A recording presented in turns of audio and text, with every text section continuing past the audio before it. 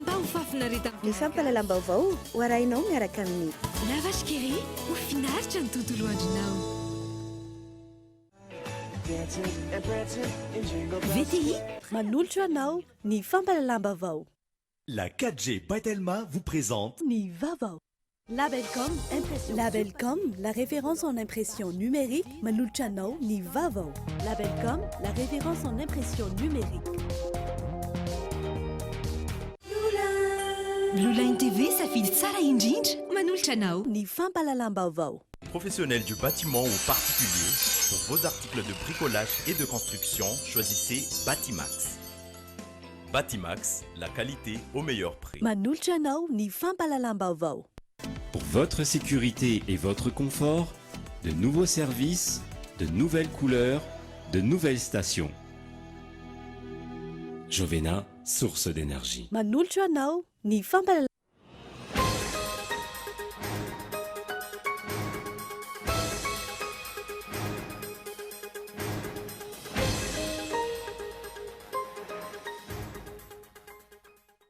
Folo andro sisa dia higadina ny andro ny alarobia fa 20 desambra, andro hipetraka ho tantara amin'ny tantaran'i Madagasikara, kiondalana lehibe amin'ny hoavin'ny taranaka mampara, ifidy izay hipetrany ho folohany amin'ny ndraminy fahefana mandritra ny 5 taona ny olom-pirenena malagasy.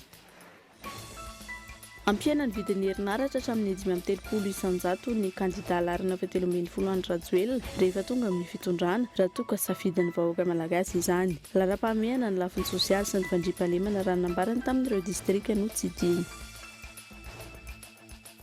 Volana iray mahatonga ny tsy fisitrahan'ny faritra atsimo Madagasikara rano, ny mbola isian'ny elanirana goavana eo amin'ny faritra atsimo sy ny ampovoan-tany.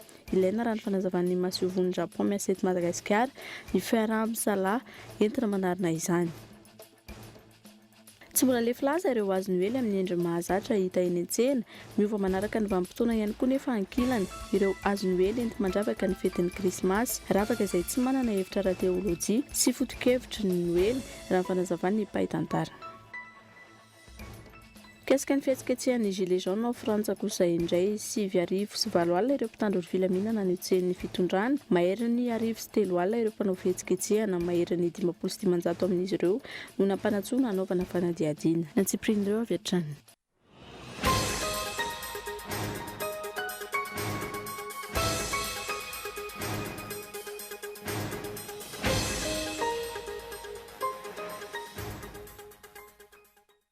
Finaritra tompoko kilasy tompoko vavy tonga sondray ato anatin'izao fampalalam-baovao izao ary saina mpanajana ianao anaraka izany hatramin'ny farany.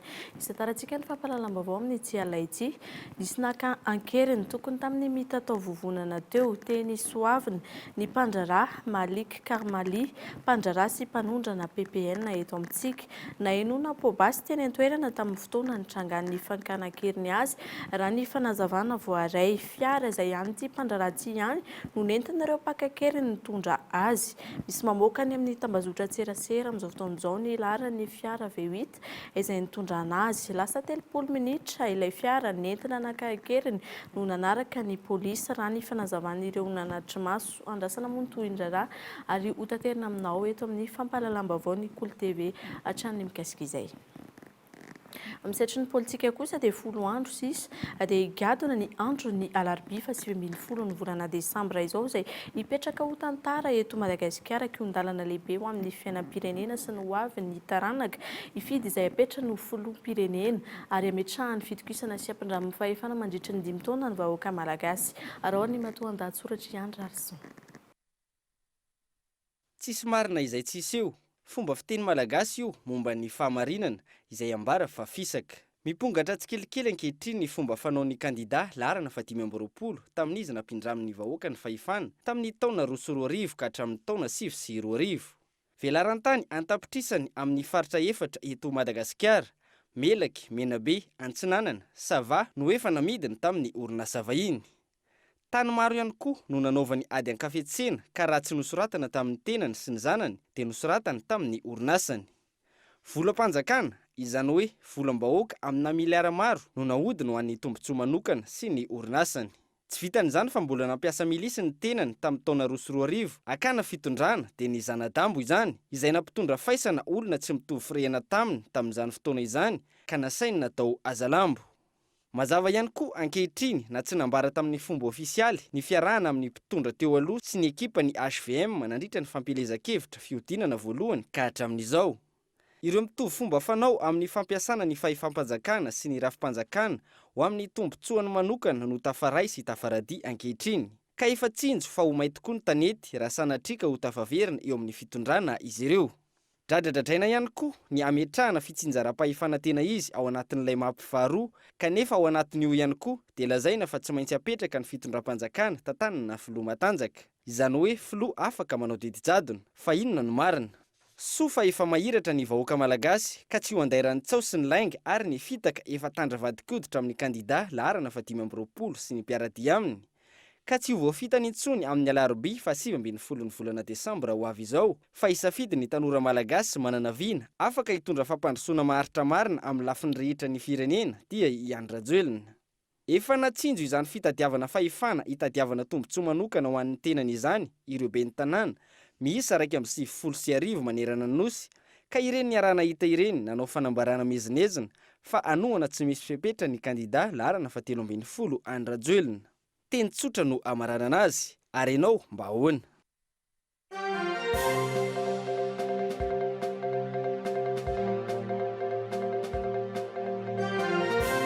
Fa ao anatin'izay ako ny fampielezan-kevitra izay hatrany dia ampihena ny vidin'ny herinaratra hatramin'ny 530 isanjato ny kandida laharana 17 Andry Rajoelina rehefa tonga amin'ny fitondrana raha toa ka safidin'ny vahoaka malagasy izany.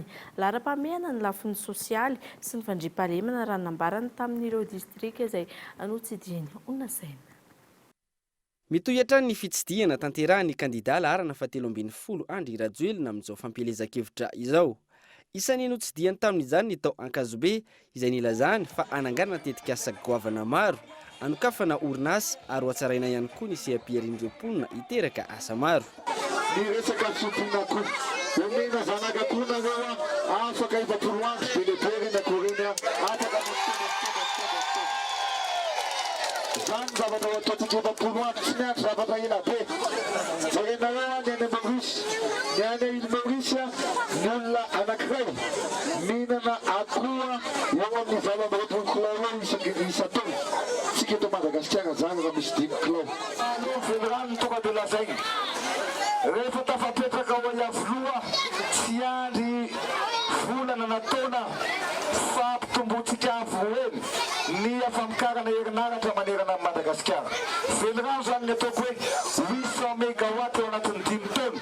Zany hoe raha ohatra ka 500 isanjato ny mahazo jiro, ataotsika 30 isanjato mihoatra ny 50 isanjato ary anisan'izany Akazobe to Klasevao.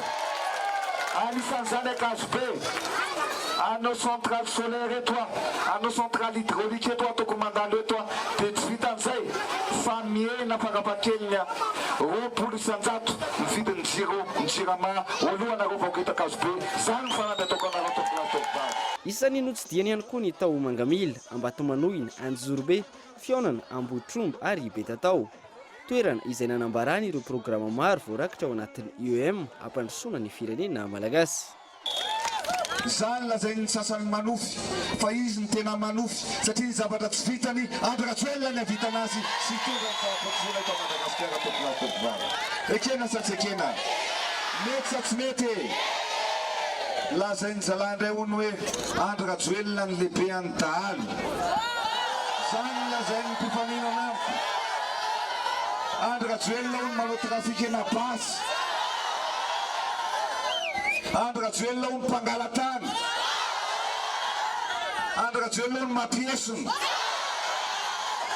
Zany lazainy dozy izao hoe zao. Ny tany izay nangalarina tamin'ny vahoaka malagasy aveko amin'ny vahoaka malagasy satria zay avy amin'ny vahoaka malagasy to Klasevao. Za tsy mila fitaovam-piadiana fa navatra fitaovam-piadiana betsaka omeko mpitandro ny filaminana na 4x4 tsy matao-dalana io na moto na quad na avion na hélicoptère omeko ho an'ny mpitandro ny filaminana. Efa tonga teto ny spécialiste hoe asiana puce kely reny omby rehetrarehetra reny ny ankamaroany zay manana omby mihoatra ny 10 ataoko gratuit ihany zany plus zany fa tsy dina ataoko lahy ataoko vary zany nataoko ahoana moa ny fandehan'io plus io mahaparary ve io plus io mahafaty ny omby ve io plus io satria zany ny ataon'ny olona tsy nahavita azy milaza hoe zany rehefa asina plus io nia dia maty ny omby marary ny omby tonga teto spécialiste hoe monsieur le président aoka tsy fitahana amin'ny bahoaka fa rehefa atao io plus io tsy makarary zany io ary tsy lafo zany ny vidin'io plus io mitohana amin'ny faritra atsinanana ny fampelezan-kevitry ny kandida larana fa 10 Andry Rajoelina. Fa nanao fanambarana ihany koa nanambara tamin'ny fomba ofisialy ny fanohana ny kandida Andry Rajoelina ny Prime Ministre Jean-Marie Beriziky Prime Ministre teo aloha sady kandida ho filoham-pirenena teo ihany koa manao antsoava amin'ny vahoaka ihany koa ny tenany amita ny adidiny andeha hifidy amin'ny 20 Desambra izao. Gaëtan Translav. Eto aho dia manambara fa amin'ny fifidianana amin'ny 20 Desambra ho avy io dia ny safidy ny hifidy ny kandida laharana fahatelo ambin'ny folo ny tenako zany dia andriamatoa Andry Nirina Rajoelina. Araka izany manohana ary hifidy sy ampandany ny kandida laharana fahatelo ambin'ny folo Andry Rajoelina eo Maire Beriziky kandida laharana faha 20 nandritra ny fifidianana ho filoham-pirenena fihodinana voalohany. Tsy amin'ny anarany ilay antsika i Madagasikara nefa raha ny fanazavany fa amin'ny anarany tenany manokana. Na izany azy, nilaza izy fa malalaka ny safidy ho an'ireo mpikambana sy ny mpomba azy rehetra. Tsy amin'ny anaran'ilay antsika Madagasikara no anaovana izao fanohanana izao. Fa amin'ny anaran'ny tenako manokana ary izay mpomba te anaraka dia araba soa araba tsara dia manaraka izy fa ajaiko tsara ny safidiny tsirairay satria vovonana le antsika Madagasikara plateforme le izy noho izany anton'izany zany dia manana ny safidiny ny tsirairay fa tsy sanatrin'izany ho terena anaraka izany safidiko izany. Manentana ny rehetra amita ny adidiny ny faha 20 ny volana Desambra ho avy izao izy ary nametraka afatra ho an'ireo mpikirakira ny fifidianana rehetra isy ny fitoniana sy ny filaminana. Dia ireo ao amin'ny gouvernemanta, ireo ao amin'ny CENI, ireo ao amin'ny HCC, ny mpitandro filaminana ihany koa dia anaovana antsoavo mba hanatanteraka ny asany antsakany sy andavany ao anatin'ilay fitiavan-tanindrazana, ao anatin'ilay fitadiavana ny tombotsoa iraisantsika menakavy. Dikan'izany dia mba tsy isian'ilay ayahy be dia be, ilay lonilony, ilay fanakianana isan-karazany ohatra nisy tamin'ny fihodinana voalohany iny dia tokony samy hiezaka. Fikambanana sy antoko politika maro ankehitriny no resy lahatra fa anohana sy ampandany ny kandida laharana fahatelo ambin'ny folo Andry Rajoelina. Ny ampandroso an'i Madagasikara ny alana amin'izao fantrana lalina menjata amin'ny firenena sy ny vahoaka malagasy izao no tanjony.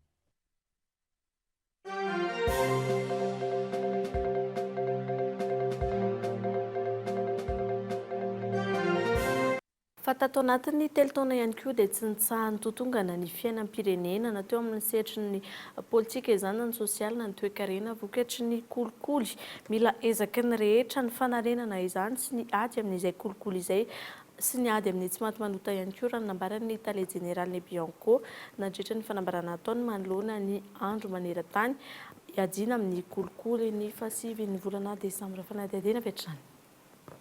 Mbola lavitra ny ezaka ho an'i Madagasikara izy ny fanjakana tsara tantana sy lavitra ny kolikoly. Isika izay mbola voasokajy ao anatin'ny faritra mena anjakan'ny kolikoly. Tamin'ity taona ity raha tsy ahivina ny marjefin'ny kolikoly eto amintsika na ny indice de perception de la corruption 2018 ny emitra larana folo i Madagasikara izay efa teo amin'ny larana faha 550 tamin'ny taona 2012. Raha ny zava-misy hatreto tsy ampy ny ezaka amin'izay ady amin'ny kolikoly izay na eo aza ny fananganana rafitra samihafa miady amin'ny kolikoly eto amintsika izay tsy ahitam-bokatra na ihany koa tsy ahenom-peo matetika. Nandritra ny lahateny amin'izao andro iraisam-pirenena iadiana amin'ny kolikoly izao Ny fampandehanana ireo rafitra ireo no imasoana amin'ny taona ho avy, raha nambara ny tare jeneraly ny Bianco. Voafaritra ao anatin'izany dingana faharoa izany ny ametrahana sy ampandehanana ireo rafitra rehetra izay nofaritana nandrindry ny dingana voalohany ka nandaniana ireo lalàna fototra. Izany rafitra izany ny fitsarana manokana misahana ny fandikan-dalàna kolikoly sy ireo fandikan-dalàna ara-toekarena sy ara-bola na ny pôle anti-corruption, mila fahavononana ara-politika avy amin'ny mpitondra sy ny tompona andraikitra ary n'olom-pirenena tsirairay andata teraka ny kolikoly anefa ny fahombiazan'ny paikady izay napetraka. Ilaina araka ny fanazavana trano ny fiarah-mientana sy ny fanamafisana ny ezaka amin'ny famongorana ny kolikoly sy ny tsy maty manoto eto amin'ny firenena, indrindra amin'izao akatoky ny ananan'ny Madagasikara filoham-pirenena sy fitondrana vaovao izao. Ny 7 Desambra, izany hoe raha ampitso alahady, no andro iraisam-pirenena hiajina amin'ny kolikoly tany amin'ny faritra Ivakinankaratra no nanamariana izany teto amintsika tamin'ny tsy andro an'ity. Fanato ny holavitry ny mpisolo vava amin'ny asany mandritra ny roa taona ny mpisolo vava Razafindratovo Wilina Maître Olala fa nitsakitsana ny fitsipika ao anatin'ny holavitra no anisan'ny anton'izany fanaparam-pahefana sy misy resaka ambadika politika ihany koa no andraisan'ny Maître Willy Razafindratovo izao fanapahan-kevitra izao. Onasay. Nivoaka ny fanapahana avy amin'ny holavitry ny mpisolo vava eto Madagasikara. Mpisolo vava miisa enina no nahato tamin'ny asany ka isany amin'ireny Razafindratovo Willy fantatry ny maro amin'io Maître Olala. Ho an'ity farany, fampiatoana amin'ny asa maha-mpisolo vava azy mandritra ny 420 volana na 2 taona no fanapahana nivoaka tamin'izany. Fanaparam-pahefana no andraisan'ny Maître Razafindratovo Willy ity fanapahan-kevitra ity. Raha ohatra endry zareo zany, zay nanaovako hoe à 3 reprises angeny hoe natrona amin'ny commission aloha. Commission nanapaka nanefa tany amin'ny conseil de l'ordre. Avy ao ndray izy mbola napaka ndraiky hoe alefasany conseil de discipline intelo metaona zany ireo zavatra nefa raha ohatra ka tena hoe manao famarina zareo tokony voanatsoina fotsiny zany tamin'ny voalohany tany amin'ny conseil commission de discipline tokony fa nesorony le fitoriana anankitelo voalohany reo satria ireny fa anankitelo voalohany reny le hoe pitory dia de adversaire clientko fa anankiray sisa ny tavela dia anankiray sisa tavela ity sisa le izy zany dia le conférence de presse nataon'ny Maître Willy contre ny monsieur Arson Hubert. Izao ny zavatra ataony zany satria efa tsy asa manana affaire personnel amiko izy zany fa raha tsy mpanahy zany zavatra zany. Disadisa eo amin'ny mpisolo vava roa no nahatonga izao fanapahana izao raha ny fanazavana hatrany. Arson Hubert raha ohatra ka nofidina anao batonia dia tsy nomena fahefana manontolo izy hoe anao nisy ainany ray manontolo hoentina amin'ny anarany avoka rehetrarehetra tsy zany mihitsy. Faharoan'izay tsy anao fanaparam-pahefana tahaka an'izao izy satria zay reo lahy tsy mifakazo satria mission zay mbola naveriko aminareo koa zavatra fa hoe ny mission azony Hubert ma-conseiller spécial président république anazy dia hoe izy zany mbola taraina tamin'ny monsieur Rajoelina Mampianina zany fa hoe za mba tianao ambassadeur aux juges dia niara aux juges ndray président fa comme tu es le patron des avocats, faites taire d'abord ce Maître Willy là, sauf toi pangino, azavana natsony fa rehefa tafita lazy dia alefa ambassadeur. 13 ireo mpikambana eo amin'ny conseil de discipline ka taoriany adevitra no nivoahany izao fampiatoana izao raha ny fanadihadiana natao hatrany. Afaka mampiakatra ny raharaha iny anivon'ny cour d'appel ny mpisolo vava Razafindratovo Willy raha tsy mankasitraka ny fanapahana. Lafa-mavao hafa kosa indray olana iray mahatonga ny tsy fisitrahany ny faritra atsimon'ny Madagasikara rano ny mbola fisiny elanelana goavana eto amin'ny faritra ampovoantany sy ny any amin'ny faritra atsimo. Ilaina raha ny fanazavany masiovon'ny Japon miasa eto Madagasikara ny fiaraha-misalahy entina manarina izay. Michel Aranartsona. Enina amin'ny 30 isanjaton'ny mponina malagasy any ambanivohitra no misitraka rano fisotro madio. 10 isanjaton'ny malagasy kosa no manana fitaovana mifanaraka amin'izany. Iray amin'ireo faritra mijaly indrindra amin'ny fisitrahana rano ny any amin'ny faritra atsimo raha ny fanazavany masiovon'ny Japon eto Madagasikara. Mora hita soritra ny elanelana misy eo amin'ny faritra atsimo sy ny faritra hafa eto Madagasikara, indrindra ny eto ampovoantany. Na eo aza ny fanampiana omen'ireo mpiara-momby nantoka iraisam-pirenena, tsy mbola hita mazava ny vokatra tsapahitanana sy maharitra. Tokony isy ny fiara-misalahy eo amin'ny mponina ampovoantany sy ny any atsimo. Tsy tokony horarahany any atsimo ihany ny olana any an-toerana. hatreto raha ny fanazavana tsy mbola araky ny tokony ho izy ny fandraisana andraikitra amin'ny fisitrahany any atsimo raha ny fisotro madio antony mbola mampitarazoka izay toedrara izay tsy eky ny rehetrarehetra izy ia marina fa nisy ny AES any sud izay nanao izay afany tokoa azoko lazay nanao izay afany fa tsy ary voatatana raha tokony misy daholo izy rehetra nisy andreo atao tsy tokotokony kely ohatra hoe forage reny zany izay tsy voatatana ara-dalàna dia voatery amin'izao fotoana zao zany tsika zay vao manomboka indray zany manao ny réhabilitation na rénovation azafady amin'ny teny vahiny. Androany nisy ny fampirantiana tsara ny olana sedrain'ireo mponina any atsimo amin'ny resaka rano tetsy ivandry niarahana tamin'ny UNICEF sy ny masivony Japon. Ity fampirantiana ity izay niaraka tamin'ny tetikasa nisy trany olona miisa 104 rano tany atsimony Madagasikara. Fafokotany miisa 9 ary fianakaviana 520 no nisitraka fanampiana sy fanomezana avy amin'ny solombavam-bahoaka amin'ny boriboritany faharoa niaraka tamin'ny antoko malagasy miaramiainga androany ho fitsinjovana ireo sahirana ara-pivelomana eny anivon'ny fokotany no antony hetsika. Albertara Mialarivo. Mitohatra ireo asa sosialy ataon'ny solombavam-bahoaka ao amin'ny boriboritany voalohany. Ny maraina teo nisy ny fizarana vary sy fanomezana anampiana ireo fianakaviana sahirana eny amin'ny fokotany ao anatin'ny boriboritany voalohany. Zava-dehibe ho an'ny mponina ny fanomezana sy ny fitsinjovana azy tahaka izao indrindra amin'ny ankatoky ny Noely. Tena faly satria mba andro ray izao dia ao koa mba misy ihany ny fifankatiavana koa dia mba hitohy izao zavatra izao dia firaisan-kina amin'ny malagasy zany ny tanjona. Misaotra betsaka an'izareo amin'izao zavatra izao fa faharoa manaraka an'izay dia tena tianay koa zany dia nijery any madinika satria madinika maro ny tsy anasa.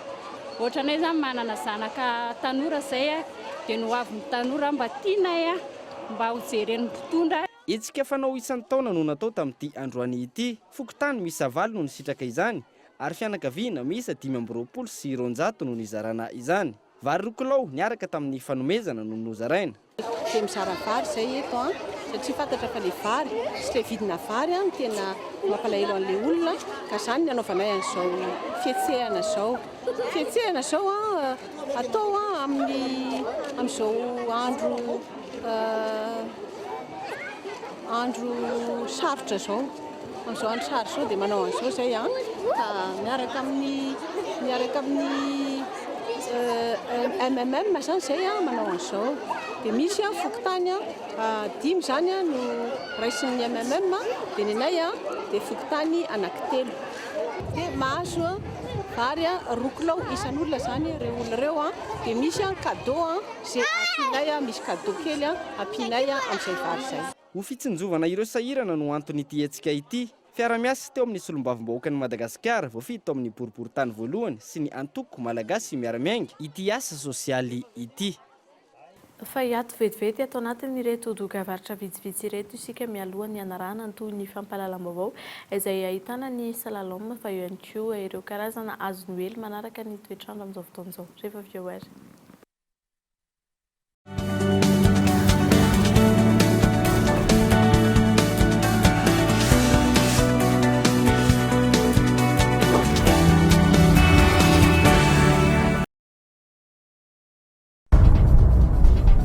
Arety mandoza ny kitrotro, mora mianaka sy mifindra aingana izy. Mifindra amin'ny alalan'ny lelo, pidi-drora sy fifampikasoana. Ny fanaovam-bakisiny miaro amin'ny kitrotro ihany no ahafahana misoroka ny aretina. Eto eny amin'ny tobim-pahasalamana ny zanakao sivika hatramin'ny 12 volana. Atao vakisiny miaro amin'ny kitrotro, hanamafy ny hery fiarovana efa nanany. Foany ny kitrotro, atao vakisiny ny zaza. Maimaim-pony izany. Piara-miasa, Gouvernemanta Malagasy, Ministeran'ny Fahasalamam-bahoaka, OMS, UNICEF, USAID, Gavi.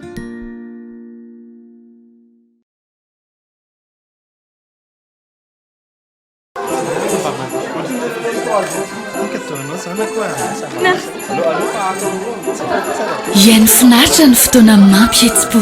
Mandritra ny fety, araroto ireo fianambidin'ny smartphone vaovao Alcatel One sy Alcatel U3 miampy bonus sy cadeau.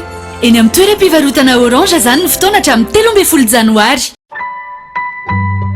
Orange.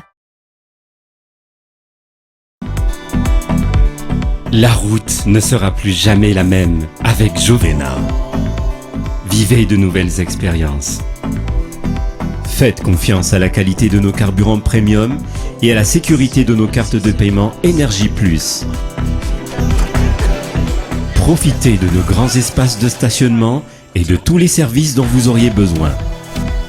Venez découvrir nos nouvelles boutiques. Faites-vous plaisir avec une pause bien méritée dans nos points chauds. Pour votre sécurité et votre confort, de nouveaux services, de nouvelles couleurs, de nouvelles stations. Jovena, source d'énergie. Vous voulez créer une ambiance agréable et pleine de caractère dans votre maison? Batimax vous propose sa gamme de luminaires rustiques en suspension avec applique pour tous les modèles à 70% de remise. Je dis bien 70% de remise. Des modèles qui s'intègrent parfaitement pour ceux qui aiment le style campagnard. Composé d'une armature bronze antique à la fois robuste et décorative. Offre valable jusqu'à épuisement de stock. Alors, n'attendez pas. Batimax, la qualité au meilleur prix. Une grande première à Madagascar. Un vrai parc d'attractions avec des nouvelles sensations. Pour les petits et surtout pour les grands. Des manèges, des jeux pour toute la famille. Préparez-vous à vivre une aventure exceptionnelle. Venez découvrir des nouvelles sensations. Milalao ouvre ses portes. Milalao à Courtigantan arrive. Visitez notre page Facebook Accor Milalao. Misy zava-baovao indray ao anatin'ireo lavashkiri ankafizinao. Ny lavashkiri vaovao izay efa be calcium azy vitamine amin'izao fotoana izao dia mbola miampy fera indray. Ilain'ny ankizy amin'ny fampiasana vadana sy saina eny fa na ny lehibe ihany koa ary. Matsiro sy mampazoto tomana foana mba ho fafinareta amin'ny mpianakavy. Lavashkiri ho finaritra ny tontolo andronao.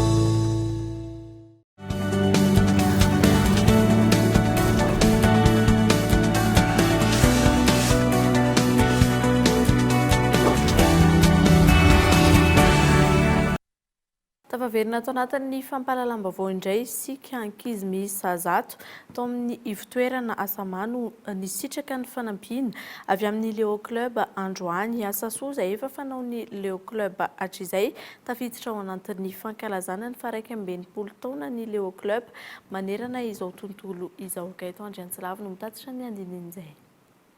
Teto amin'ny Asama Ivandry no novidin'ny Leo Club anaovana Asasoa Androany.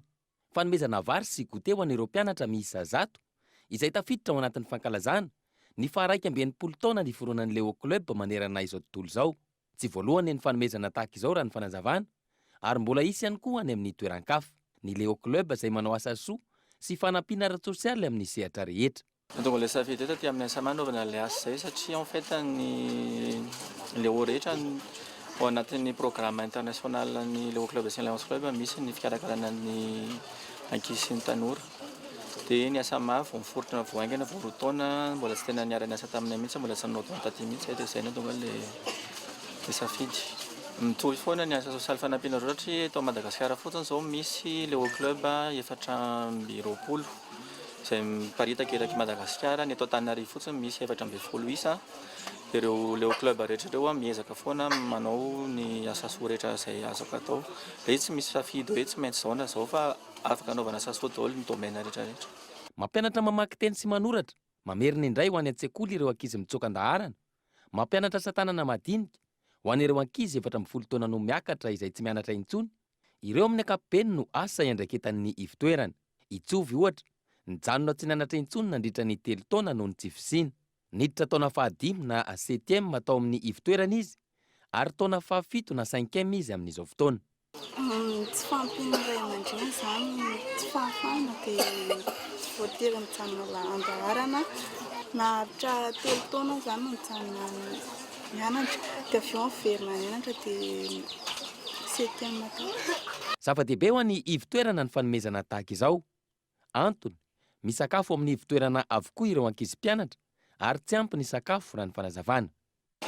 tena makasitraka tokoa ny Léon Club nanome fanampiana ho anay vary 300 kilao ahafahanay manome sakafo an'ireo ankizy eto amin'ny centre satria ny ankizy misakafo atoandro eto amin'ny centre dia tena tsy ampy ny sakafo anisan'ny zavatra manahirana anay nefa anisan'ny zava-dehibe ihany koa mampazoto mianatra ny ankizy ny fisiany sakafo eto amin'ny centre dia misaotra indrindra ny Léon Club.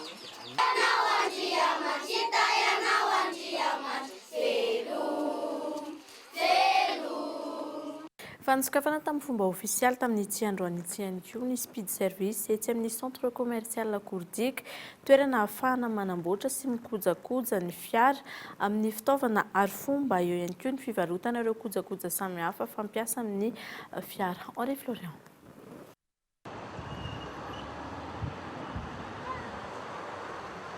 Nosokafana tamin'ny fomba ofisialy androany ny speed service centre auto etsy amin'ny centre commercial Kourdika, toerana izay ahitana ireo tolotra maro samihafa toy ny magazay, ahitana kojakoja fampiasa amin'ny fiara, menaka, batery, pneu sy ny maro hafa. Eo ihany koa ny tolotra mahakasika ny fikojakojana, ny parallélisme, pneumatique ary ny climatisation. Maro samihafa araka izany ny tolotra eo anivon'ny speed service centre auto eto amin'ny Kourdika, ao ihany koa ireo tolotra izay mampiavaka azy amin'ny toeran-kafa. Entretien zany hoe afaka manao ny filtration zahay, resaka filtre huile, filtre carburant na essence na diesel zany ho an'ny filtre gasoil, filtre habitacle ho an'ny climatisation, manao ihany koa tsika na recharge clim sy ny détection fuite. Dia au niveau pneumatique tsika manao ny resaka géométrie complet ho an'ny fiara, zany hoe ao anatiny eo ny réglage chasse, dia ny carrossage, dia ny parallélisme. Dia misy garantie une semaine ny atsika, zany hoe raha mbola tsy afa-po zany ianao amin'ny réglage efa natao dia maimam-poana manao ny réglage mise au point araky ny demande ny client zany io en une semaine zany io mbola valable foana.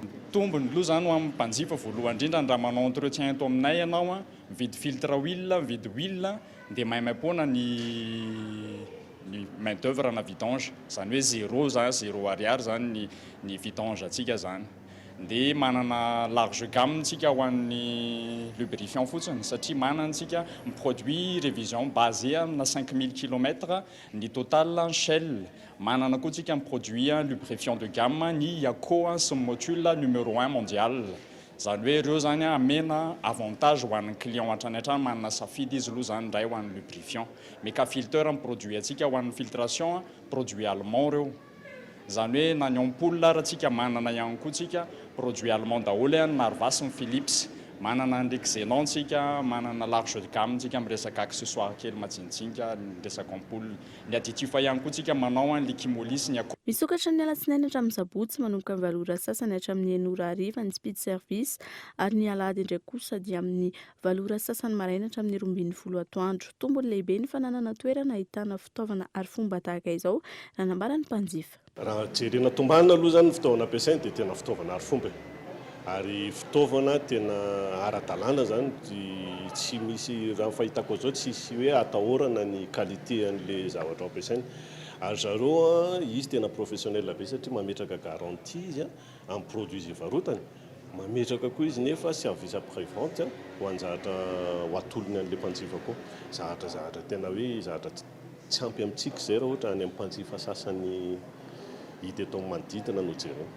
Itoany amin'ny faritra hafa ankoatra ny eto Antananarivo araka izany any fanokafana ny speed service sanjany ny any Tomasina izay sokatra tsy ho ela, entina trany hanomezana fahafa-po ny mpampiasa ny fiarakodia sy hanomezana ireo tolotra maro samihafa. Vahiny ny sampana fampahalalam-baovao amin'ity alina ity dia tsy iza izany fa Ramatoa Valérie Rasoamanana, gestionnaire de patrimoine etsy amin'ny Kourdika, Andotapenaka, miarabanao tonga seto amin'ny plateau ny fampahalalam-baovao. Miaraba ny fehizoro dia miaraba antsika rehetra mijery ny vaovao atsary amin'izao takariva izao indray. Inona no vaovao, zava-baovao entin'ny Kourdika eto amin'ny fampahalalam-baovao androany?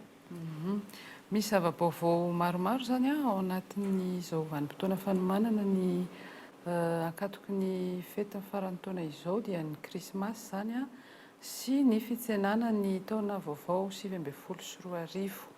Anisan'izany moa arak'izay voatsikaritra ireo izay efa mandalo eo amin'ny faritra misy ny Akoro dia le parc d'attraction vaovao dia milalao izany ny fehizoro izay efa nanaovana conférence de presse ihany moa tamin'ny herinandro lasa dia ny fisokafana ofisialy moa zany dia omaly zoma fafito ny volana desambra. Natao aniza moa inavy no endrika hita ao anatin'izay hoe milalao izay karazana kilalao ohatry ny ahoana natao aniza. Milalao zany dia natao ho an'ny olona rehetra, izany hoe ny ankizy kely manomboka amin'ny 7 taona eo, misy kilalao mety ho an'ny ankizy 3 taona ao hatramin'ny tsy voafetra zany ny taona e. Fa eo amin'ilay kilalao fotsiny zany tiako marihana kely misy karazany izy ireo, misy eo ivelany eo izay taza-maso na avy eo amin'ny arabe, misy koa ao anatiny, arakaraky ny tiany tsirairay ho lalaovina zany no fisafidianana hoe ity kilalao ity no ataoko na ity kilalao ity no ataoko, fa misy fotsiny fepetra sasatsasany arakaraky ilay kilalao tiana lalaovina. Ohatra hoe le flying chairs zao na le chaise volante io raha olona misy tension zao ohatra dia efa déconseillé zany le responsable n'le activité dia mbola eo zany rehefa hitany hoe olona efa nahazoazo taona dia tonga dia teneny mialoha hoe sao dia misy tension na sao dia misy arety mitaiza dia amin'izay fotoan'izay tsy avelanay loatra zany hiakatra eo amin'ilay izy. Ankoatr'izay ny kilalao maro samihafa izay efa hita eo koa moa zany, ny fantenana manokana izy ireo tao anatina safidy maro be mba ho kilalao mbola tsy fahita eto Antananarivo, nasahako mihitsy miteny hoe eto Madagasikara moa zany.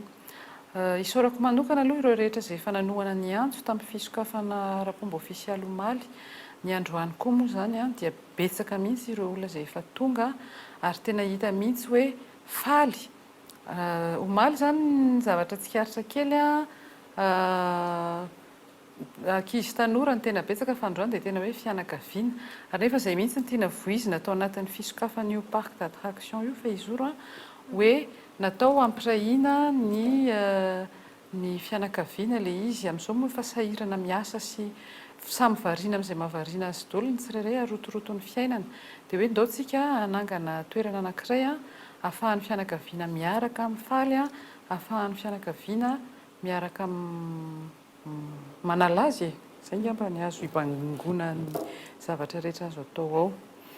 Manahoana kosa indray ny eo amin'ny hoe resaka vola ny saran'ireo kilalao ireo ankoatran'izay efa nilazainao teo izay ihany koa inona no mety hoe fepetra fanampiny raisina amin'ny fiarovana ireo olona mpilalao? Ny vola tokony hoentina moa zany dia io arakaraky ny tsirairay e, arakaraky ny hoe inona ny tiana ho lalaovina.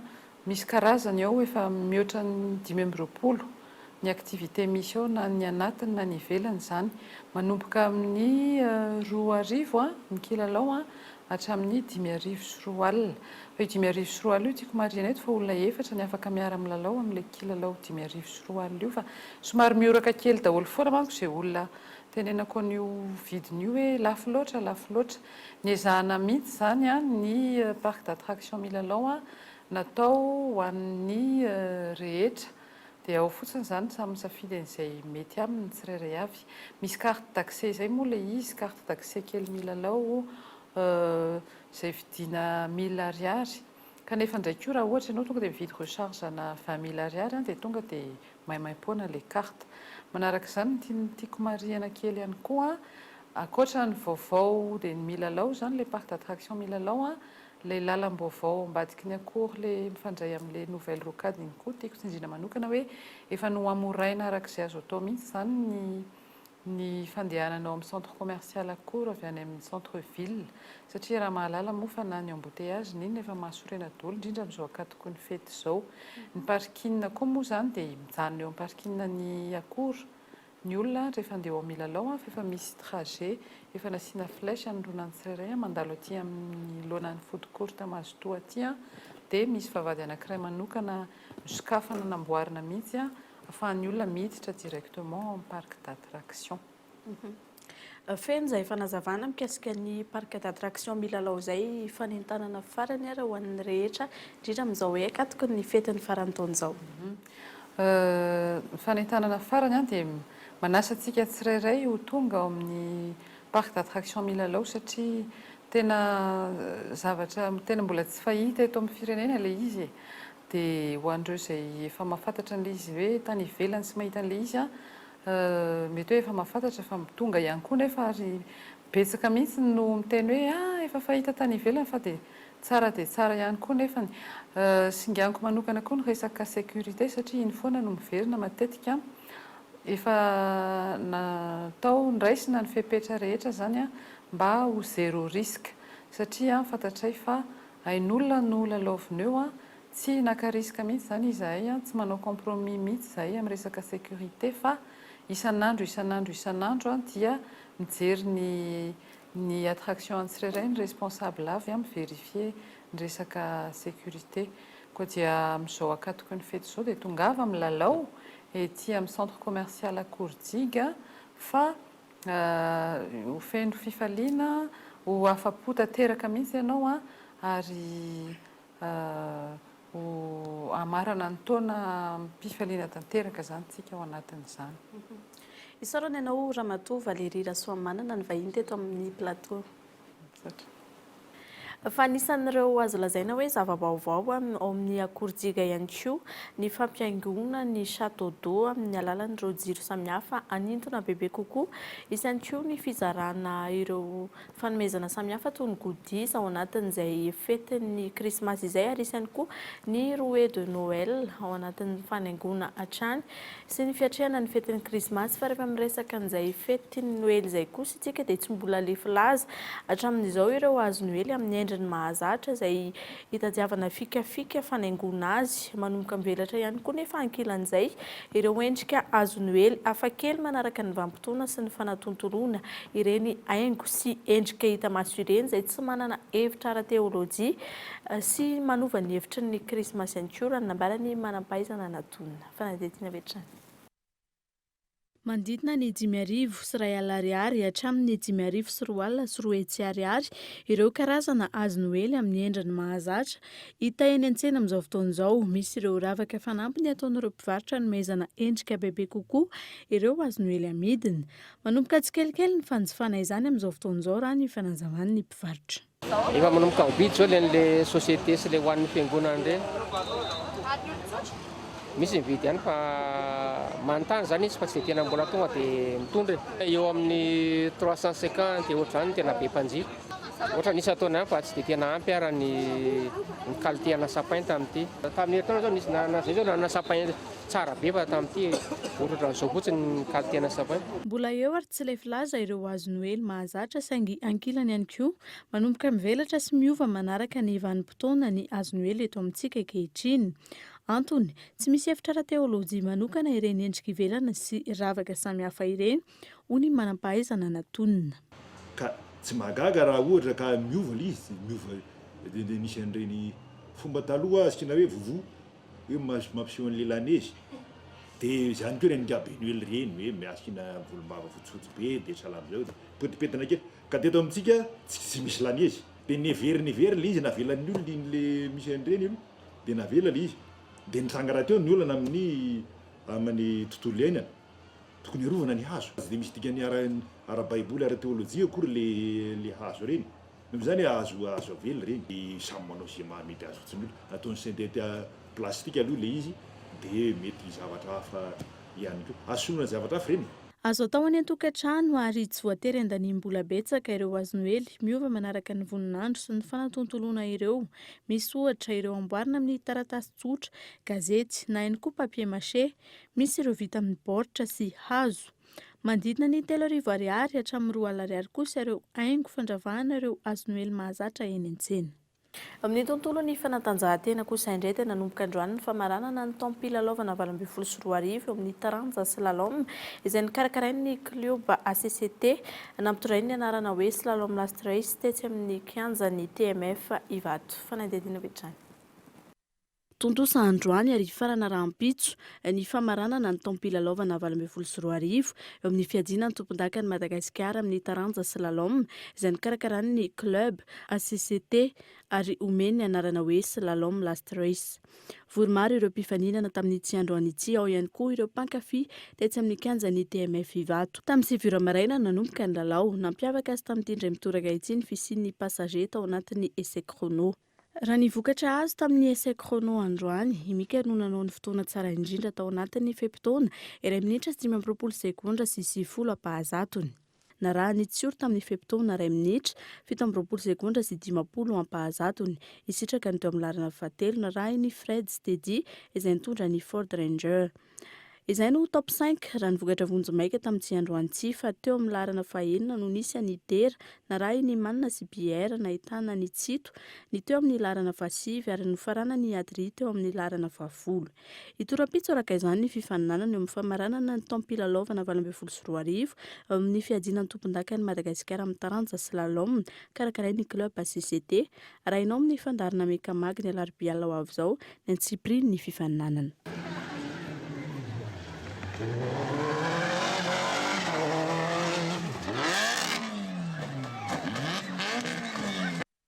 Fa nitondra avo ny voninahim-pirenena ireo solitena malagasy nandray anjara tamin'ny fifaninanana Orange Esport Experience teto Afrika. Ny solitena malagasy no nahazo ny larana voalohany teo amin'ny Asphalt 8 ary larana faharoa teo amin'ny PES 2019.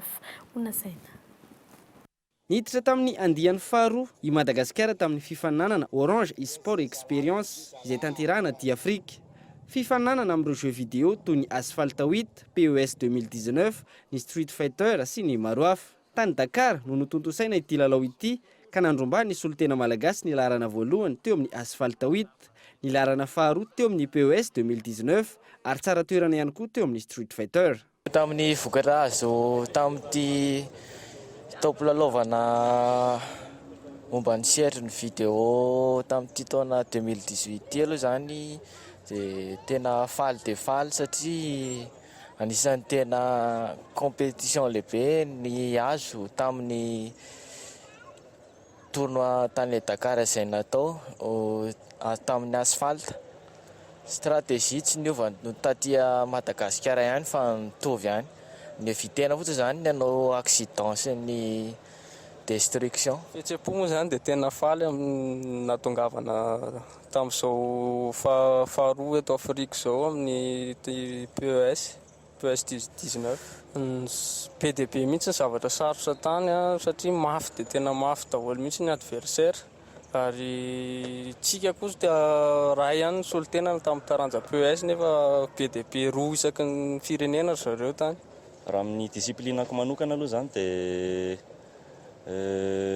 amin'ny lafiny iray somary déçu satria tsy tratra ilay tanjona ilay nikedrena. Fa amin'ny lafiny iray koa vao mia zany me matanjaka satria tena hita zao ina ilay tena lesoka tamin'ilay izy ary tena iazahana mafy ny anarenana izay amin'ny taona mafy. Nahafa-po ny vokatra hoy ny tompona andraikitra eo anivon'ny Orange Madagasikara ary toy ny fandefasana ireo mpilalao mendrika hifaninana amin'ny Orange Esport Experience andiany manaraka. Nafinaritra tokoa satria nitondra voka-tsoro zareo, nitondra vokatra nafinaritra izy avy any.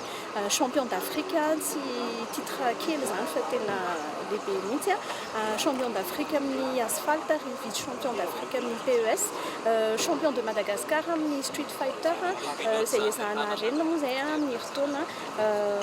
Eto zany dia efa mahafaly any Orange milaza amintsika fa mitohy ny fifaninanana amin'ny heritaona izay mbola hitondrana atsika tanora malagasy izay mpakafy ny sport eto Madagasikara makany amin'izany sehatra iraisam-pirenena izany. Eto Afrika aloha ny anaovana anazy nanomboka tamin'ny heritaona izy io ary mbola hitohy foana dia manome toky atsika zany fa mbola izy ny fifaninanana izay karakaraina miaraka amin'ireo mpiara-mobinatika rehetrarehetra izay mbola vonona ny hiaraty aminay amin'izany. Ho tanterina aminao anatin'ny fandaharana JV News ny Antsipriany tamin'ity Orange Esport Experience no tanterahana tany Dakar.